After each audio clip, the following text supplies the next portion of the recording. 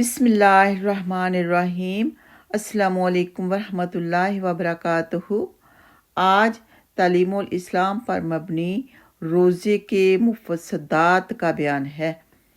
سوال ہے، مفسدات سے کیا مراد ہے؟ جواب ہے، مفسدات ان باتوں کو کہتے ہیں جن سے روزہ ٹوٹ جاتا ہے، اور مفسدات کی دو قسمیں ہیں۔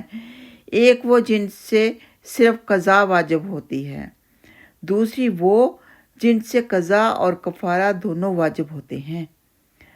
آگے سوال ہے، جن مفسدات سے صرف قضا واجب ہوتی ہے وہ کیا کیا ہیں؟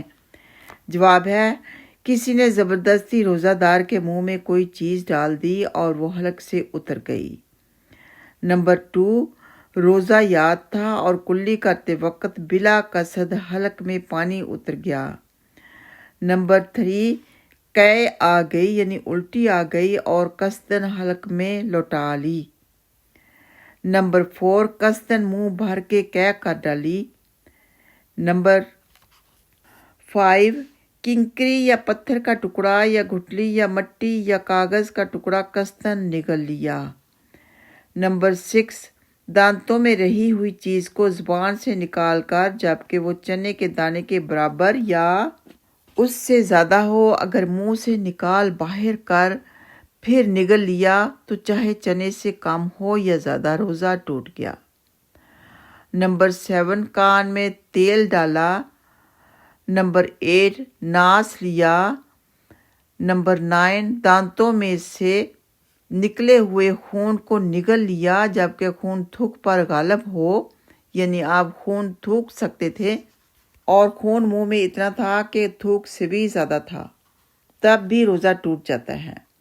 بھولے سے کچھ کھا پی لیا اور یہ سمجھ کر کہ روزہ ٹوٹ گیا پھر قصدن کھایا پیا، یعنی بھولے سے روزہ تو نہیں ٹوٹتا لیکن بعد میں پھر آپ اور کھانے لگ گئے کہ روزہ تو ٹوٹ ہی گیا تو پھر روزہ ٹوٹ گیا۔ نمبر 12، رمضان شریف کے سوا اور دنوں میں کوئی روزہ قصدن توڑ ڈالا۔ نمبر 13، ابر یا غبار کی وجہ سے یہ سمجھ کر کہ آفتاب غروب ہو گیا روزہ افطار کر لیا حالانکہ ابھی دن باقی تھا۔ ان سب صورتوں میں صرف ان روزوں کی قضا رکھنی پڑے گی۔ یہ جو سب لسٹ آپ کو بتائی گئی ہے ان سے روزہ ٹوٹ جائے گا اور قضا رکھنی پڑے گی۔ آگے سوال ہے، کن صورتوں میں قضا اور کفارہ دونوں واجب ہوتے ہیں؟ جواب ہے، رمضان شریف کے مہینے میں روزہ رکھ کر ایسی چیز جو غذا یا دوا یا لذت کے طور پر استعمال کی جاتی ہے قصدن کھا پی لی۔ نمبر 2، قصدن صحبت کر لی۔ نمبر 3، فسد کھلوائی یا سرما لگایا اور پھر یہ سمجھ کر کہ روزہ ٹوٹ گیا قصدن کھا پی لیا تو ان صورتوں میں قضا اور کفارہ دونوں واجب ہیں۔ یعنی سرما لگانے سے روزہ تو نہیں ٹوٹتا لیکن پھر آپ بعد میں کھانے پینے لگ گئے کہ میرا روزہ تو ٹوٹ ہی گیا تو پھر آپ کو کفارہ بھی دینا پڑے گا اور روزہ بھی رکھنا پڑے گا۔ آگے سوال ہے، رمضان شریف کے مہینے میں اگر کسی کا روزہ ٹوٹ جائے تو پھر اسے کھانا پینا جائز ہے یا نہیں؟ جواب ہے، نہیں، بلکہ اس کو لازم ہے کہ شام تک کھانے پینے وغیرہ سے رکا رہے۔ اسی طرح اگر مسافر دن میں اپنے گھر آ جائے یا نابالغ لڑکا بالغ ہو جائے یا حیض و نفاس والی عورت پاک ہو جائے یا مجنون تندرست ہو جائے تو ان لوگوں کو بھی باقی دن میں شام تک روزہ داروں کی طرح رہنا واجب ہے۔ اس بات میں اختلاف ہے، اگر روزہ ٹوٹ ہی جاتا ہے اکثر علماء اکرام کا یہی موقف ہے کہ کھا پی تو سکتے ہیں لیکن سامنے نہ کھایا جائے، روزے داروں کے سامنے نہ کھایا جائے، چھپ کر کھایا جائے۔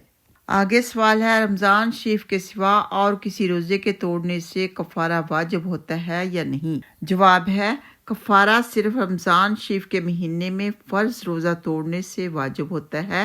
رمضان شریف کے سوا اور کسی روزے کے توڑنے سے چاہے وہ رمضان کی قضا کے روزے ہوں کفارہ واجب نہیں ہوتا۔ اب آپ کے ذہن میں یہ سوال آتا ہوگا کہ کفارہ کیا ہونا چاہیے؟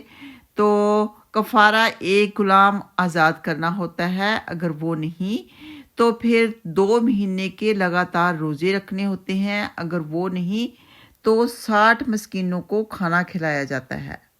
یہ کفارہ ہے جان بوجھ کر فرض روزہ توڑنے کا۔